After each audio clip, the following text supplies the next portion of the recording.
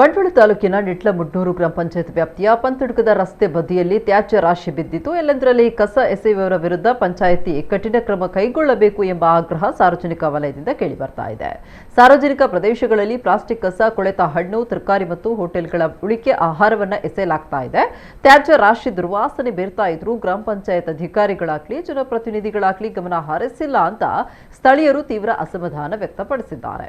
ದುರ್ವಾಸನೆ ಈ ಪ್ರದೇಶ ವ್ಯಾಪಿಸಿ ಪ್ರತಿನಿತ್ಯ ಓಡಾಡುವ ಶಾಲಾ ಮಕ್ಕಳು, ಪಾದಾಚಾರಿಗಳು ಮತ್ತು ವಾಹನ ಸವಾರರಿಗೆ ತೊಂದರೆಯಾಗ್ತಾ ಇದೆ.